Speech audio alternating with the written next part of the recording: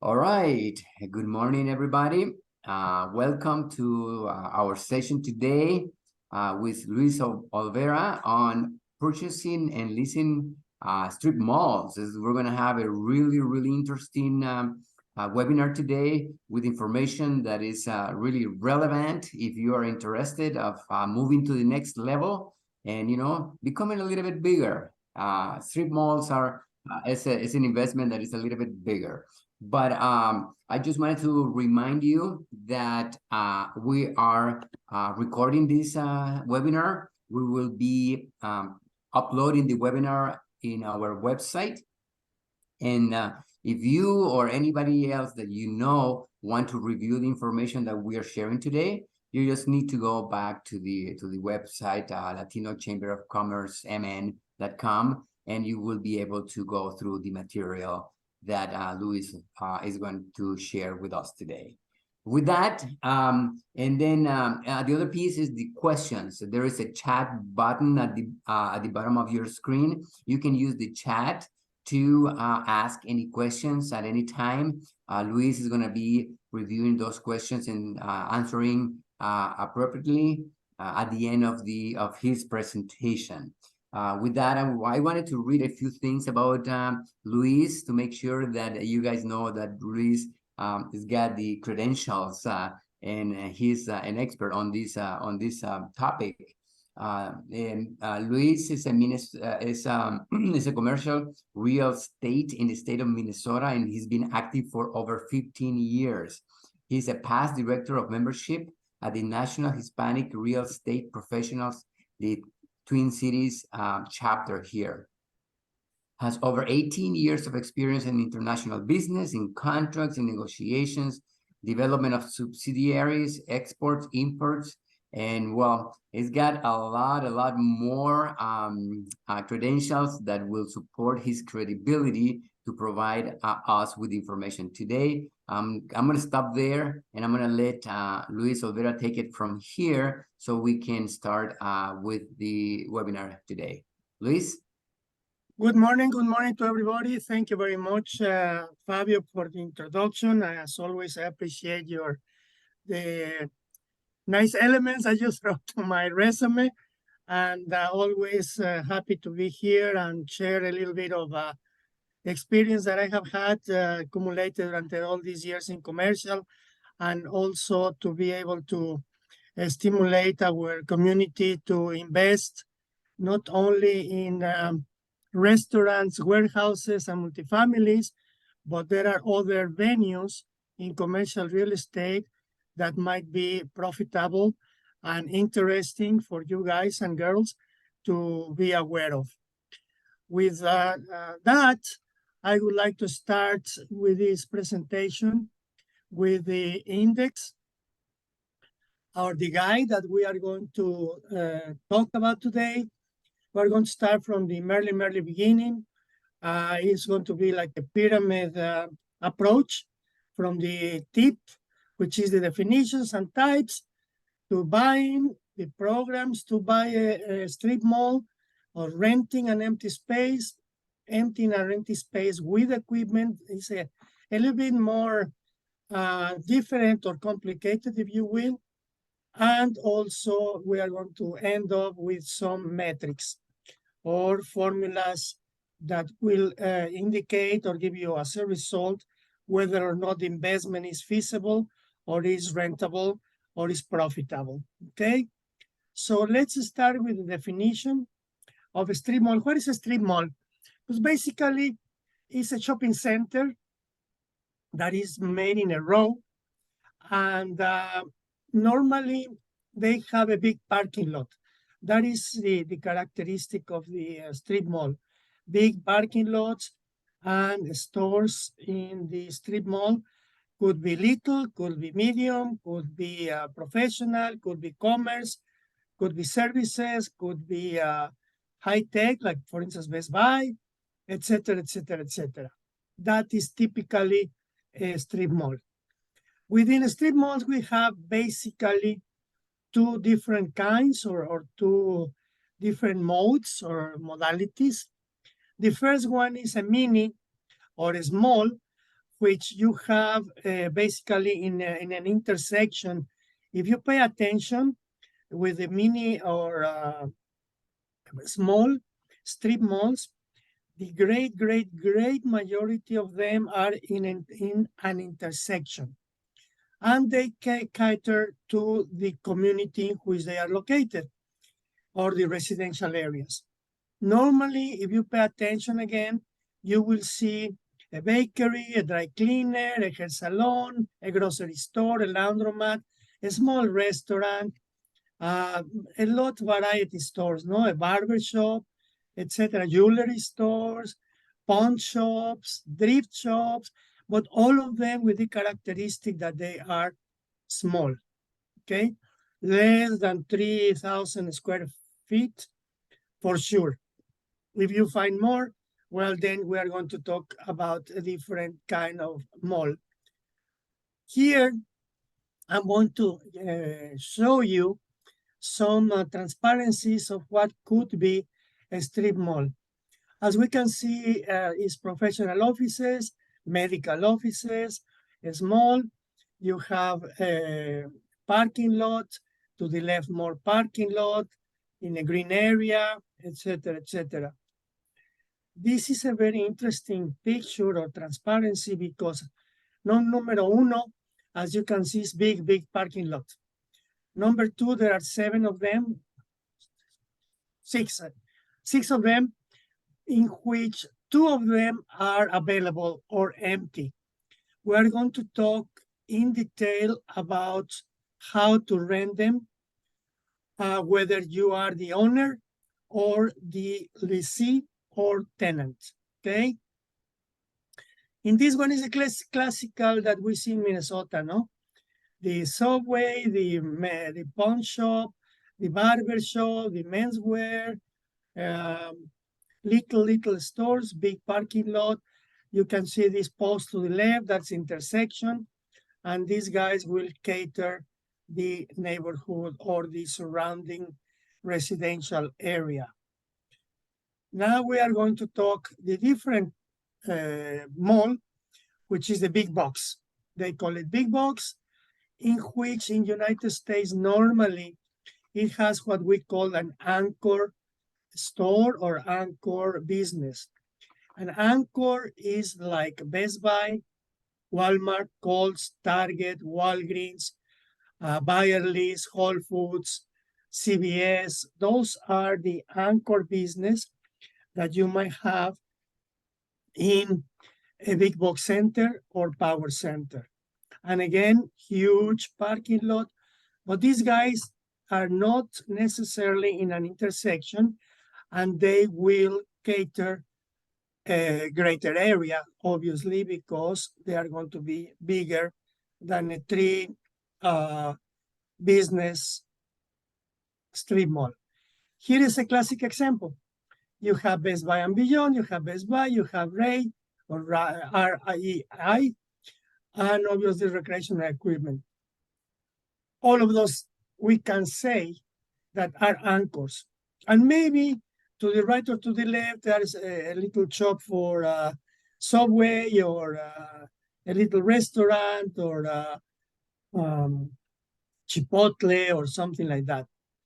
But this is the idea of a big box kind of thing.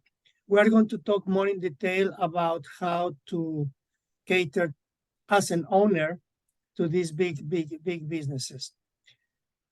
I purposely put this transparency here as a big box because Walgreens is famous because of their length in lease.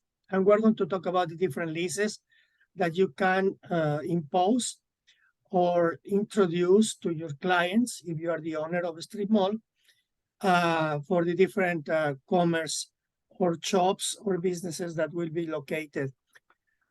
These guys are famous because they write at least a 10-year lease, and it's triple net. We're going to talk about what is triple net, but that's really the dream of an owner that you have a 10-year tenant with this kind of business, because they will have automatic deposit the first of the month, and you are fishing in Australia, and the money will come every first of the month, and you don't have to take care about Barbie that is drowning at 12 midnight in the 24th of December if you own a multifamily. That doesn't happen here. Believe me. Now let's go a little bit deeper into the strip malls. The strip malls can be, and I don't like really to read what is written here, but basic, because this is here and you will see it any day of your life. So let's talk about it, and I'll talk about the transparencies as well. Basically, the strip malls can be from 5,000 square feet to 2.3, 2.5 million square feet. And that is a wide range of sizes. And you can say that a strip mall can be 3, as we saw at the beginning, or it can be 30 or 50 different stores. Obviously, if we're talking about 30 or 50, we're talking a big box kind of a situation. As far as the numbers are concerned, the latest statistic that I found was that there are only 66,000 strip malls in the United States. So there is a lot of opportunities to buy and or to rent a strip mall space. Okay. Let's talk about the process. We are going deeper and deeper into the rabbit hole. How about if you want to buy a strip mall, regardless of it is a small, medium, large, big box, or superpower space? Well, the first thing that you have to do is to have a firm decision.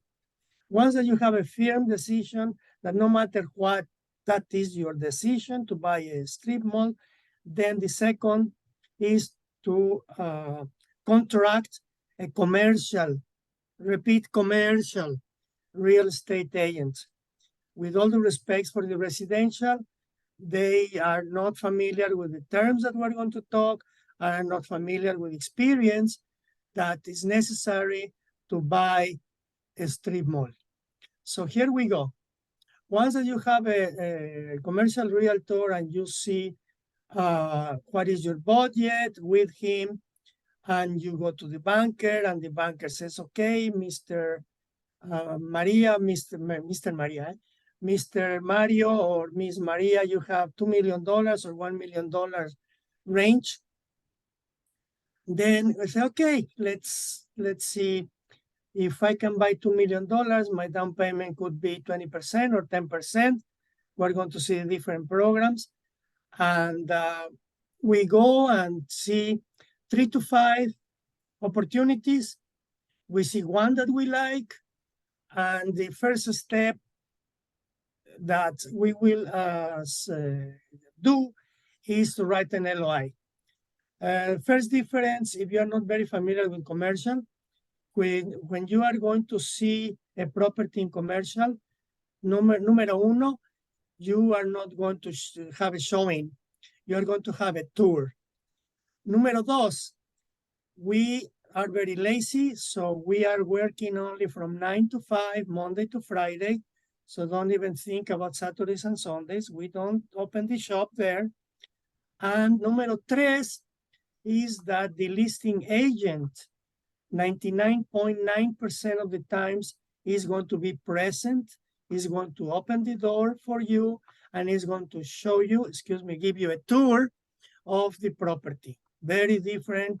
We start with differences between residential and commercial.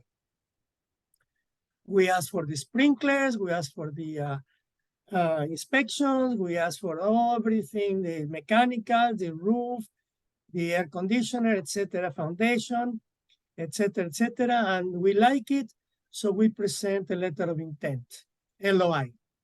In the letter of intent is not a binding document, first of all. It doesn't tie you legally, and you will write all the subject to or contingencies.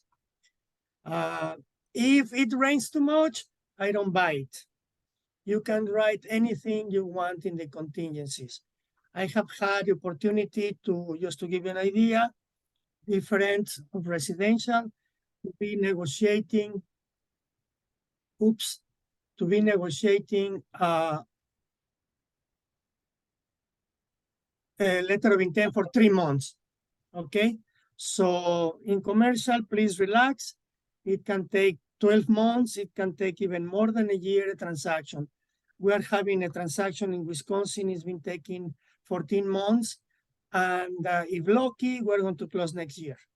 So just to give you an idea. Another experience that I have is that in the closing table, the listing agent was laughing and said, what are you talking about? Why are you laughing?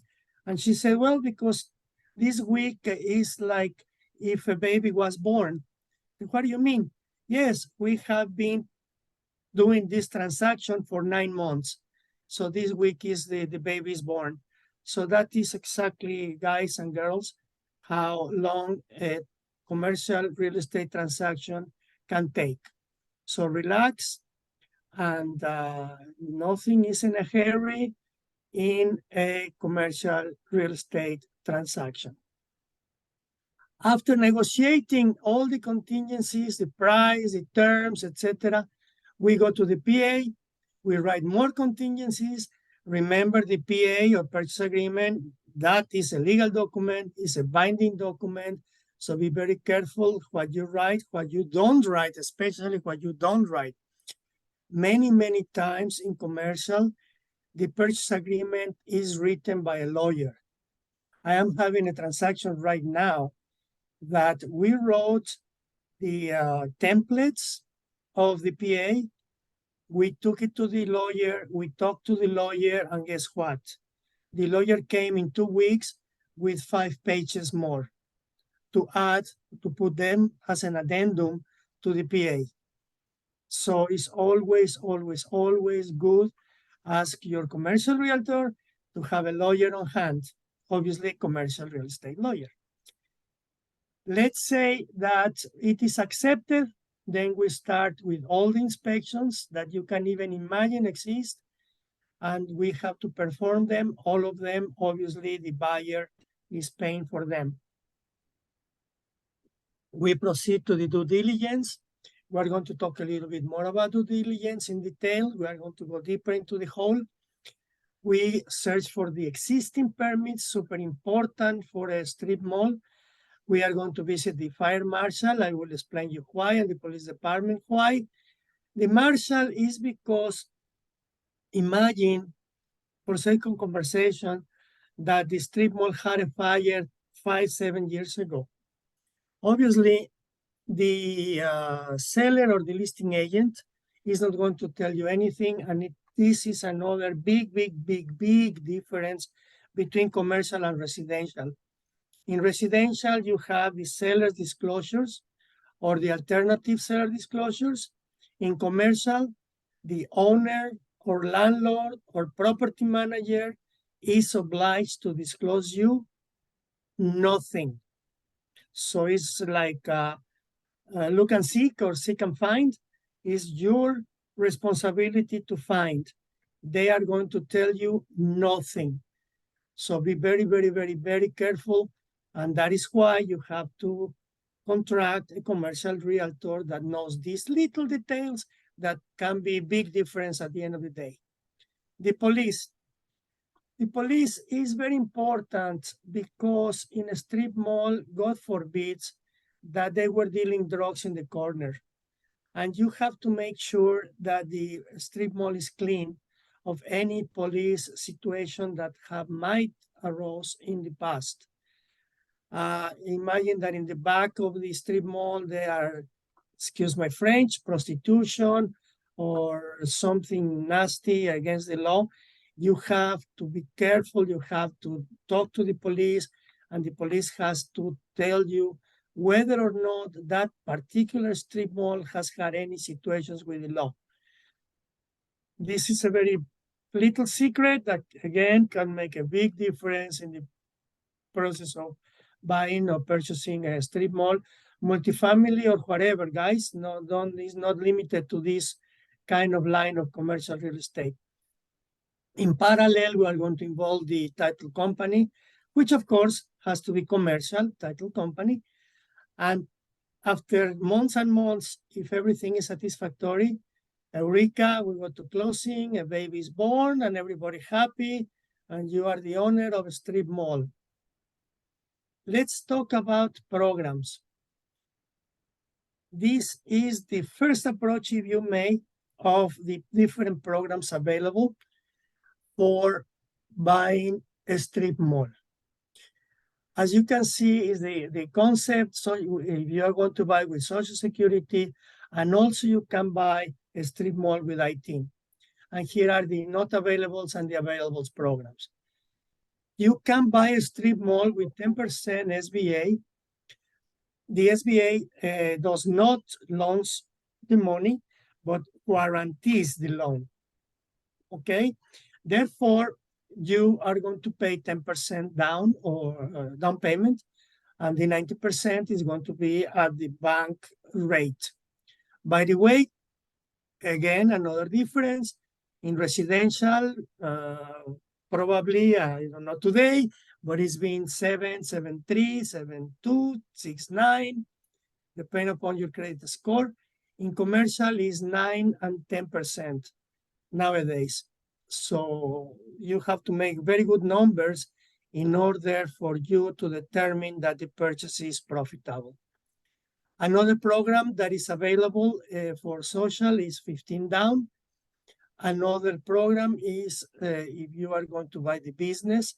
This is a very interesting thing. You can buy the business in a strip mall, but not necessarily the real estate. So that's a very interesting twist, if you will. And that is the case, for instance, McDonald's, even though it's a franchise, but the real business of McDonald's is real estate, is not to sell hamburgers, because McDonald's owns the land, but franchises the business, okay? So the same here. You can buy the businesses, but not the real estate. Another way you can buy a strip mall is having a credit line for business. You can have a HELOC for your house, but you can also have a credit line for business. There are some programs that can loan you up to $100,000 just for your signature. Why? Because you have a very good credit score. Normally, and is number 5, is the 20, 25, 30 down with 5, 10, 15, and 20 years. And I put 20 in red because in few occasions, the bank will go 20 years. Normally, they go 5, 10, 15, and they have variables. Let me explain. Let's say that you go 20% down, or even SBA, 10% down, with 5, 10. What that means is that your loan is going to be 5 years, not maturing in 5, but in 10, okay? But at the end of 5, the bank is going to see what the interest rate is at that time and is going to readjust the interest rate for the remnant 10 years. Same with 15, no?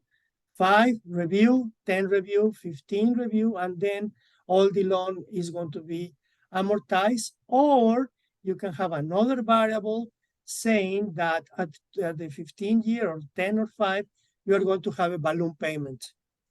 Why? Because in 5 years, let's say that you have only 5, you pay only interest. So see all the different variables that there are in commercial. Residential, you don't even think about this exist. In commercial, this exists, and guess what? You can negotiate with the banker terms, conditions, and sometimes even the interest rate. For the real estate, obviously, there is available for everybody. And again, is 10% for SBA, 20% if you are not with social, and you buy the real estate, but not the businesses, which is normally what you are going to do. You are going to buy the real estate, but you are not going to buy the business of the barber. The barber is going to be your tenant, okay? The Subway is going to be your tenant, and the donut shop is going to be your tenant. So we're going to see the different varieties of leases that you are going to be able to impose or to give to your tenants accordingly, okay? Programs available for financial aid or financial help. You have basically in the state of Minnesota that I am aware, two main programs. One is through the Metropolitan Consortium of Community Developers. This is a nonprofit which can borrow you up to $250,000 as a bridge loan. They are going to take a second position in the loan world. The first position is going to be the bank. The second position is the MCCD. And these guys are going to bridge you or loan you money for a bridge, let's say for down payment or for closing costs or for any monies that you are short to make the deal come through, okay? It's a relatively simple process, and this money available, and if the money is not utilized, guess what? The money goes to the garbage.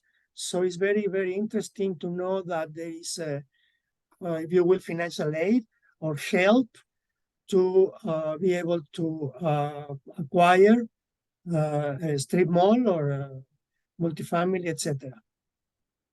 The other institution that is very, very similar to this MCCD is the Latin Economic Development Center. And again, they can borrow you 200, 250, but normally it's 50,000 or less if it is your first business. The same with the MCCD.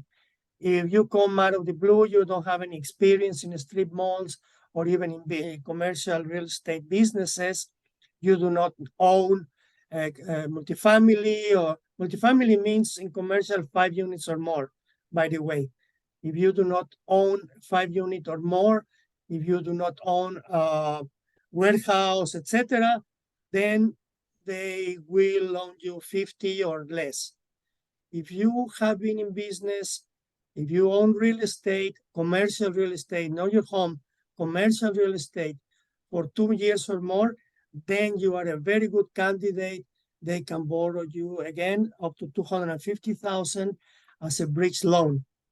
And that, my friends, I think is a very, very good help to acquire commercial real estate. For financial aid also, or kind of loans rather, in commercial happens a very interesting thing, very, very different, of course, than residential. And this is the non-recourse loans. What that means? Well, non-recourse loan means that the real estate that you are going to buy, in this case, strip mall, is more not purchase price, but financing price or financing figure, more than 1.25 million or 1.25 million. If the property is more than this amount, then is the property that is liable for the loan. Why? Because the bank is going to make all kinds of ratios determining that is the property that it is able to pay the loan. So it's not you as a person. And by the way, you as a person buying commercial is not advisable. All the bankers are going to tell you, make a company. I am not a lawyer. I am not an accountant. I am not a tax guy. But what they say is that LLC is the way to go. But there are the S corporations and the C corporations. I am not saying to you which one is the best. consult your tax guy or girl, and they will tell you legal advice. Same with your lawyer.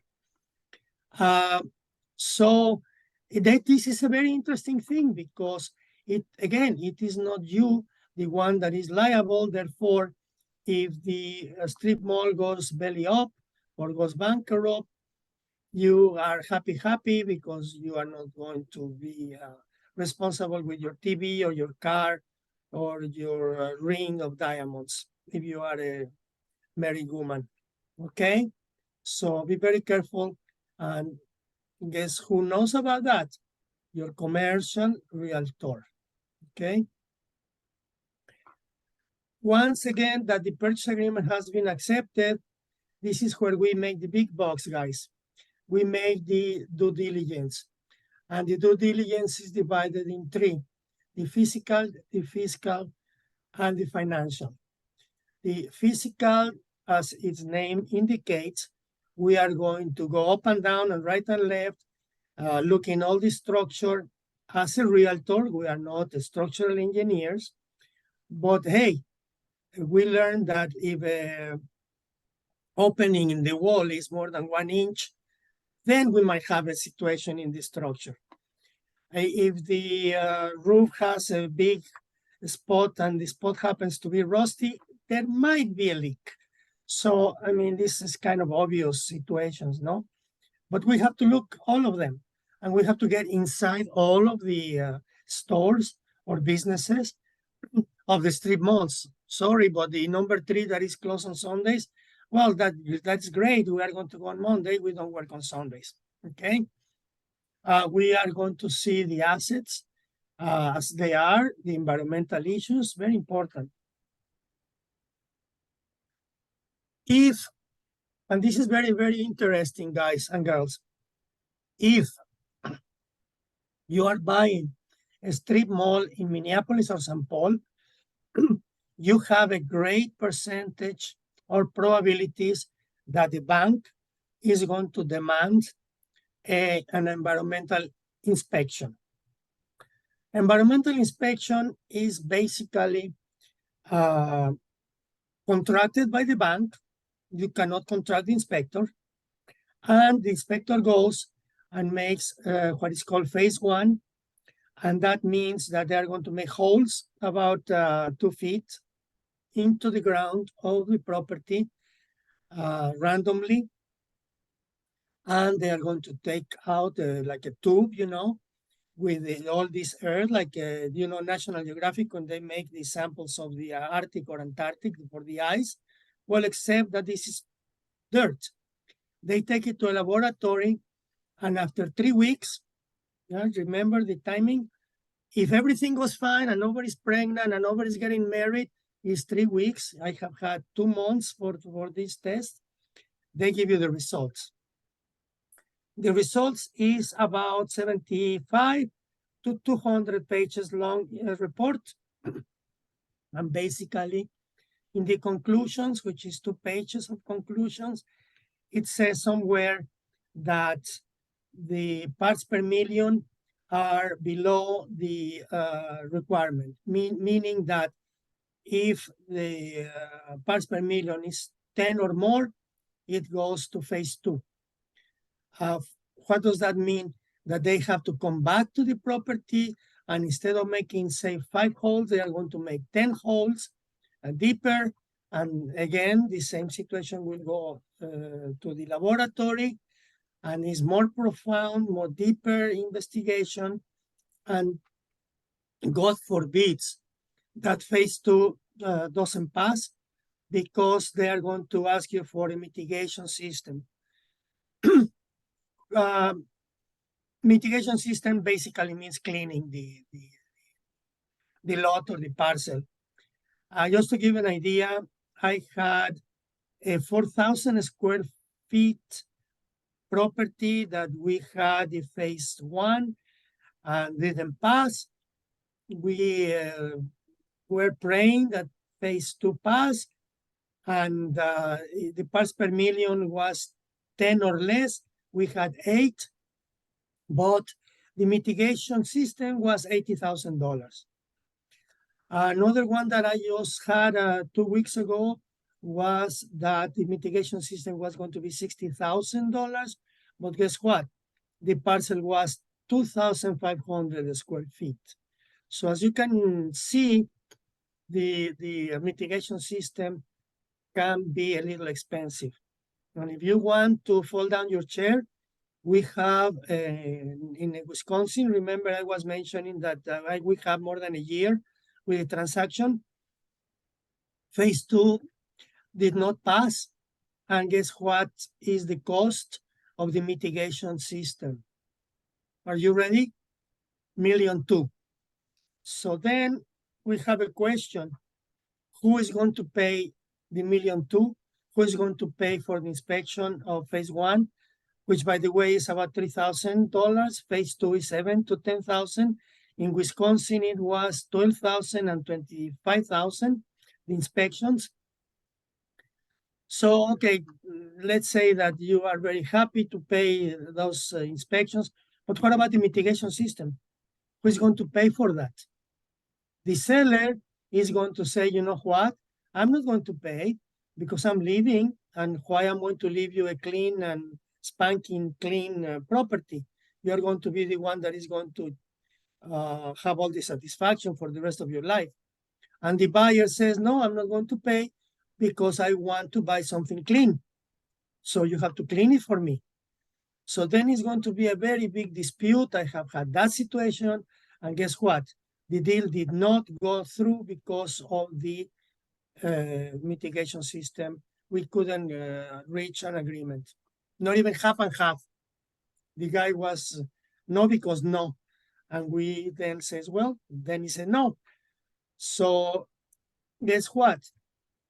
That can be put in the letter of intent, and that must be put in the purchase agreement. In the event that the inspection result requires mitigation system, seller shall pay for the mitigation system. Tan. Next, we have to inspect the roof. And obviously, the roof can be cheap repairs or costly repairs. Everything of these topics, my friends, have to be written in the letter of intent and in the purchase agreement. Very, very, very, very, very important. We are going to review the utility bills, water, garbage, electricity. We have to talk to Excel. We have to see that they are up to date, etc. If each of the businesses have meters or not, what is the status, what is the situation of the meters, all of these nice things we have to check about. And this is just the physical. We go to the fiscal, and as a whole, because, and also as a particular, I would like to see if the donut shop is current in taxes, if they have a good financial statements, or if they are going to go bankrupt in 3 months, then you're going to have a situation that is going to be empty your space for 3 or 4. So would you like to buy that strip mall that you know that the business is going to be out in 3 months, and then another 3 months is not going to pay, and another 3 months to kick him out, and another 3 months to put another business there? That will take easy a year, my friends. So you wouldn't like to see the financial statements of the donut shop? I would. And at least 3 years. Also, very, very, very, very, very, very important is the federal, state, and local and municipal situation. If they have up to date the licenses, the permits, especially if they are selling food, if they have all the natural resources and the agriculture department, and all of those have to be in place. They have a property manager.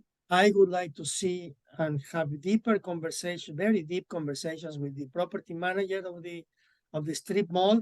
I would like to see contracts. I would like to see leases. I would like to see a rent roll. Rent roll means all the rents that they have been paying for the last 2-3 years at least. The leases where are going to expire if they are going to renew automatically, if they're month to month, all of those nice things we have to read very careful. And again, we are not real estate lawyers, but we know how to read a lease. By the way, a lease in commercial, I just had two that I have been reading. One is 58 pages and the other is 65 pages. So you have to be careful. And guess what? Me and my broker did not understand some clauses. My broker wrote the book and he did not understand. And guess what? We're going to go to a commercial real estate lawyer for interpretation of these 3-4 clauses that we could not decipher. So it is a very good money invested. Always, always, always, please, always go with professionals, experts in the field. Don't go with a family lawyer that is a friend of your neighbor. That is not going to help you. It's going to detriment you. Go with a commercial real estate lawyer. Okay, guys and girls? And finally, we're going to see the financials. As I was commenting, we're going to see the liabilities, we're going to see the inventories, the account receivables, etc., depreciation, amortization of the strip mall. If they have professional engagements, for instance, if they have some kind of a marketing contract with a company, social media contracts, what kind of contracts they have had in the past with contractors. I will read them, just for the fun of it. Customer information, I will make a survey of the customer satisfaction of the strip malls. Wouldn't you? No, these guys are not very nice people. They don't serve me very nice when I go to the donut shop. They gave me donuts from yesterday.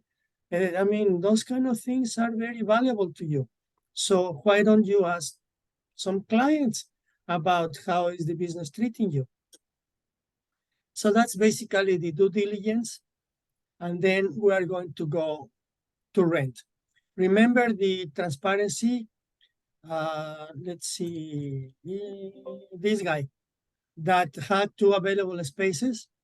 Well, as an owner of this strip mall, you are going to have to lease to a tenant. And here. And basically, and this is basically for time purposes, because I can spend 3 hours in leases in commercial, easy, or one morning, let's say, from 9 to 2, and let's talk leases. But for this conversation, basically, there are 3 kinds of leases in commercial. Número uno is the triple net, by which, as its name indicates, it has the 3 nets in the lease. Which are the 3 nets? Where the property taxes, the building insurance, and the CAM. What is the CAM? Is the expenses that the landlord or owner makes for the maintenance of the common areas. For instance, the sidewalks, maintenance, removal of the snow of the parking lot, if a light goes broken,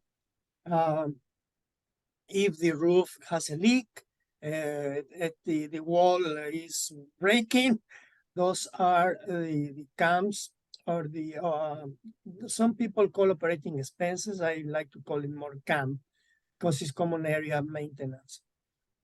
The painting of the parking lot, the repavement, etc. All those are CAM. And how is shared is very simple. And let me give you a mental example so we can utilize the brain. Let's say that the mall is 100,000 square feet, and they spend $100,000 for maintenance in the year, and you have 10,000 square feet business. Well, if it is 100,000 divided by 100,000 is $1 per square foot, and you have 10,000, then you spend, you have to pay $10,000.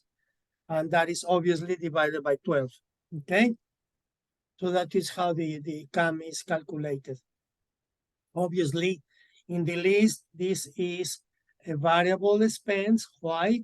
Because the taxes and the expenses are always different year to year, okay? So be very careful.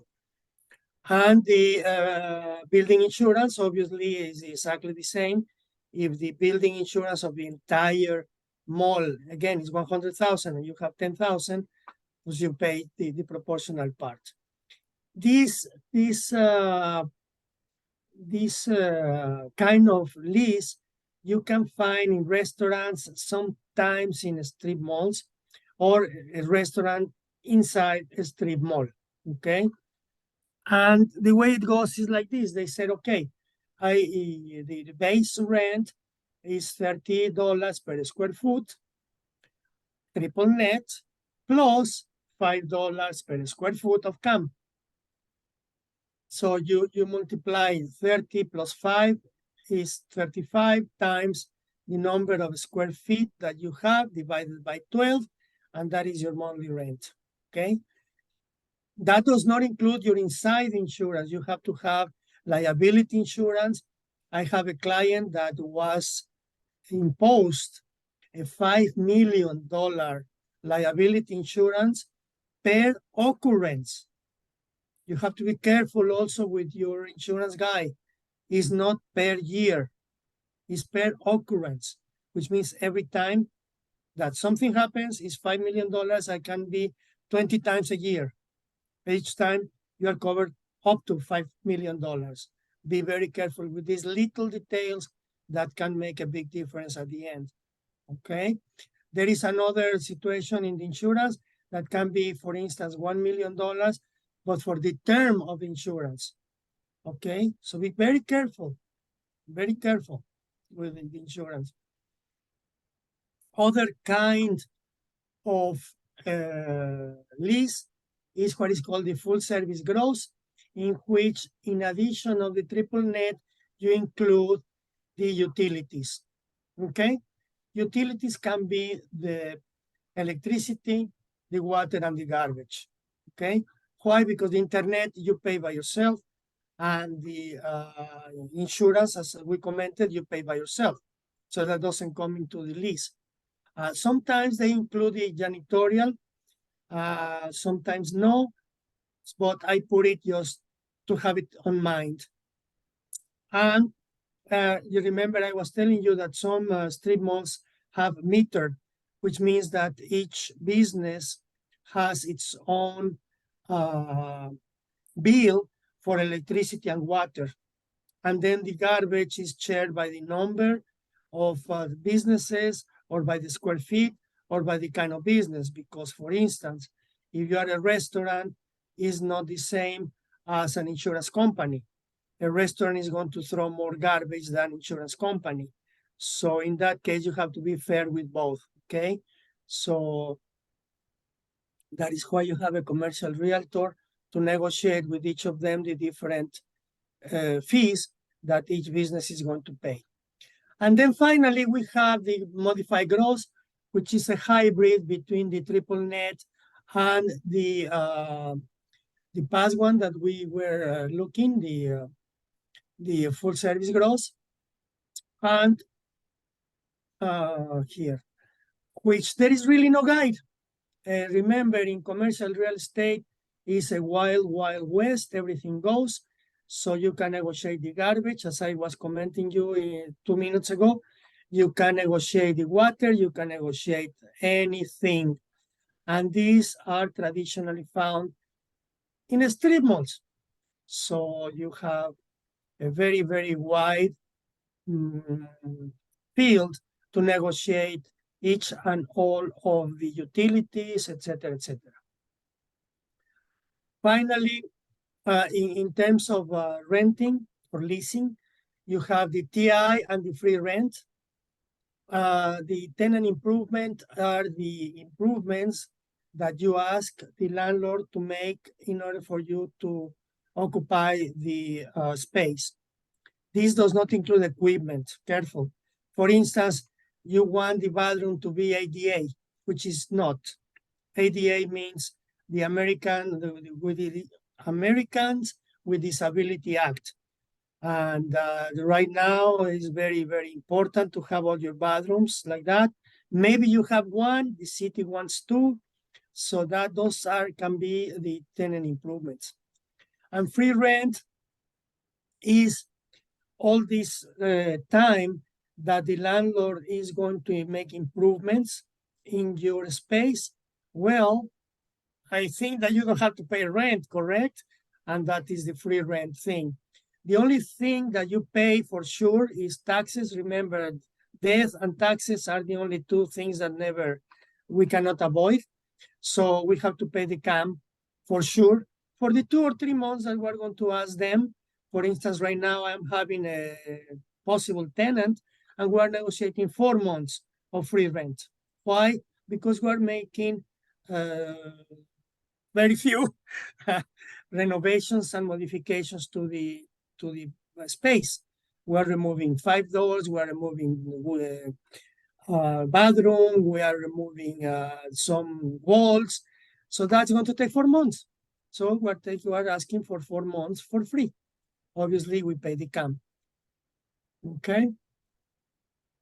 Let's talk in the last few minutes of the presentation some ratios and formulas that are very useful for you to have in mind in order for you and your realtor, which happens to be a commercial realtor, have to make in order to proceed to even the letter of intent. Because if the numbers doesn't click, sorry guys, I go to the next. The first one is the capitalization rent. Excuse me, capitalization rate or return of assets, which basically is the net operating income divided by the purchase price. And as anybody that study high school, if you lower the purchase price, you increase your cap rate. Very, very simple. And what is a good cap rate for a strip mall? Well, I would say between 5 and 8%. If you have 5 to 8%, it's something that you would like to dig in a little more, no? If it's 4, 5, 4, 3 to 1, go to the next. Don't even think about negotiating anything. I have had a situation in which the cap rate was negative. So thank you very much. Unless you lower a third of your price, then we can even start thinking about making a letter of intent. If you don't lower the third, it's been a pleasure to meet you. Let's go to the next. What is the NOI? Net operating income includes obviously all the expenses that are included in operating the business, which is obviously the legal fees, the insurance, the property taxes, repair costs, etc. You have to be very careful how to calculate the net operating income. Some realtors are tricky. Some realtors are very open. Some realtors include the property taxes. Some don't. So be very careful. And finally, the cash on cash return. The cash on cash return measures exactly what is your return on your down payment. A good one could be 5%. Why? Because right now the short-term T-bonds or treasury bonds are 5%. So why you go to all this situation of buying a strip mall if you're going to make less than a short-term treasury bond? As long as the inverse curve doesn't go to normal, and you know what is the inverse curve? Inverse curve happens when the short-term treasury bonds rate is greater than the long-term treasury bonds, meaning 10 years. So right now the 10 years is 3.7, the short-term is 4.5, 4.9. You can buy at 5%. That is why the curve is inverse or inverted. Okay, so you have to have at least 5%, 4%. Yes, okay, you have other benefits. What are the other benefits to buy real estate? Well, you have the appreciation, you have the depreciation, And obviously you have the increase of rents every year. So those are also other elements very important to consider, not only these two calculations called clear cut, but okay, fine. I am going to have 3% today in cash on cash, probably even 2% today in cash on cash. But guess what? Next year I would have 5, next year I would have 7, next year I would have 9. And because of the appreciation, I'm going to sell in 5 years and I'm going to double my money. Very interesting analysis, huh? So in commercial, don't look at the first year or the first 6 months, guys and girls. Look at 2, 3, 5 years. That is real commercial real estate investment, okay? And with that, I thank you very much for your attention. And if Fabio, can you read if there are some chats for me? I will be more than happy to entertain each and all of them. We have few minutes to go. Okay, all right. Thank you, Luis, for the presentation. Actually, very relevant information for the people that are with that, all these people that have the idea of getting to buy a strip mall. I think the idea here with this session is to be ready and have the information available. All those ratios and all the information that you shared, Luis, is very important. But yes, we have a couple of questions based on some of your slides. Some of these slides. Let me see if I can go back here. And one of the questions is why a commercial transaction takes so long? Does a closing date exist, and when is this determined? So can you address that? Why? Because you mentioned 9 months, because I remember the baby piece. So really, why it takes that long, Luis, to finish? As we were commenting, Fabio, unless you go directly to the purchase agreement, if you are going to make a letter of intent, I have had situations in which just the letter of intent has taken 3 months to negotiate. Okay. Then you go to purchase agreement, it's another week or 2, and then your due diligence normally, in the best case scenario, is 60 days with the option to extend for another month or 2 months. If you start to add all of this timing, you have already 4 months. My record in commercial has been 5 months, and that is the shortest transaction in terms of time that I have made personally. The longest has been this 9 months. Right now we are with one. I am a part of the transaction in Wisconsin. It's been taking more than 13 months. So yeah, the environmental inspection for me, it took 3 months, just the environmental inspection. And as I commented jokingly, but it was serious. The lady got pregnant, the lady got a baby, the guy that was in her place got sick, and the COVID, and it took us another 4 months just for the test, environmental test. So there you go, and there is nothing you can do in these 3-4 months but just ask, how is it going, and wait. So I think that kind of answers your question. So yes, it's just the process that it takes the long time. Exactly. And if you find something wrong, then it's gonna take a while to fix what you found wrong, right? A lot of moving parts is in commercial, Fabio. You have to talk to the police. You have to talk to the marshal. The inspector comes. I mean, there are a lot of moving parts, Yeah. And okay, and then thank you, Luis. And then there is another question regarding interest rates from Adriana too. This and I'm thinking that this is referring to the balloon mortgage option that you mentioned in your presentation, Luis. And she's saying regarding the interest rate, does the 5, 10, 15, 20 years mean that you cannot lock the interest rate if you, for example, choose a 15-year mortgage? Okay, there are two things here.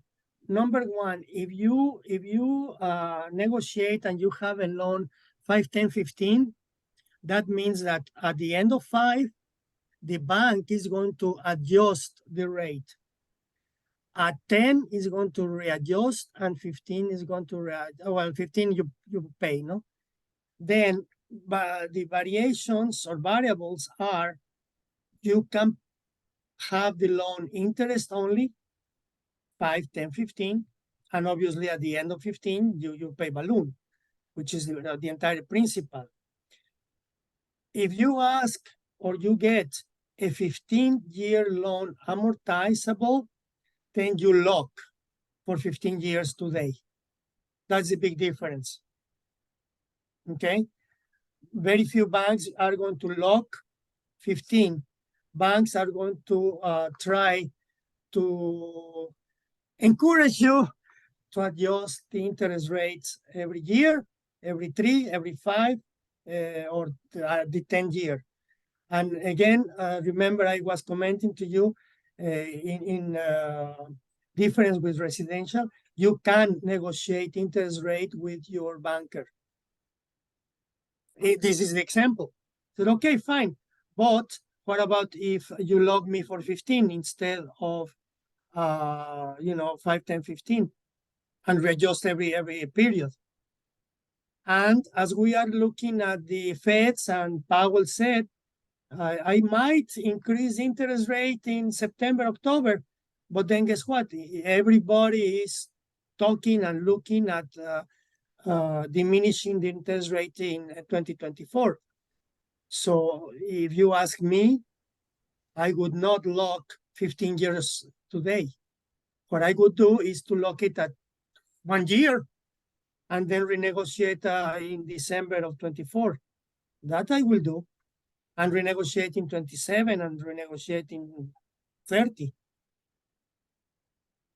Why? Okay. Because the interest rates are going, the trend is going to the down, you know? No. All right. Yes. The mortgage piece is, it could be complicated too. Yes. But again, the idea here is to have the tools, to have the information ready for the time when that decision has to be made. Then we have all those parts in our minds, and we're ready to make a good decision. There is another question, Luis, and this is from Frank. It's about what are the terms from both orgs. I think this is referring to LEDC, the Latino Economic Development Center, and the other one that you mentioned, the Metropolitan. The MCCD. The terms are a very interesting question, Frank. The interest rate for MCCD is 4 to 6%. Instead of 9 plus from a bank. The situation is that they are not going to be able to loan you all the amount, obviously. But hey, 200,000 at 10 years or 15 years at 4%, I will take it any day of the week, 5%. And here, they really are going to look for your personal credit score. Did I answer your question? Yeah. Okay, perfect. I think those are the questions today. So based on that, we'll for the other people that are in the audience today, if there is any additional questions, you can submit those at any time to me, or send me a note when you visit the Latino Chamber of Commerce of Minnesota. There is an option there to send me a little note, or you can do it by using my email address, which is fabio.tenorio@latinochambermn.com. With that, I think we're coming to the end of the presentation. It's a little bit over the time, but it has been a very, very interesting informational session here for strip malls. and I want to invite you to the next session. We will have this same session in a couple of weeks on September 19th at 1 p.m. And it will be the version of this same webinar, but it will be in Spanish. So if you want to listen to this information in Spanish, or you know somebody that would like to do it in Spanish, September 19th is going to be the date at 1 p.m. And Luis Olvera will also be with us sharing the information in Spanish. With that, anything else, Luis, that you would like to add? No, I really appreciate, as always, Fabio and the Latino Chamber of Commerce, the opportunity to share information with the community. The objective here is that more information, better decisions, and they are not going to be taken for a ride, you know, and that's exactly the purpose. And please hire professionals in each and all of the subjects. You have any question, or you would like me to tell you a little bit more about the topic, here is my information. I am always happy to entertain and to inform the community so they take better and more informed decisions to the betterment of the society, the Hispanic community. Okay, thank you very much, Luis. Thank you, everybody that joined us today. We'll see you in the next session. Have a great day. Thank you, Luis, and thank you, Fabio. Thank you to all.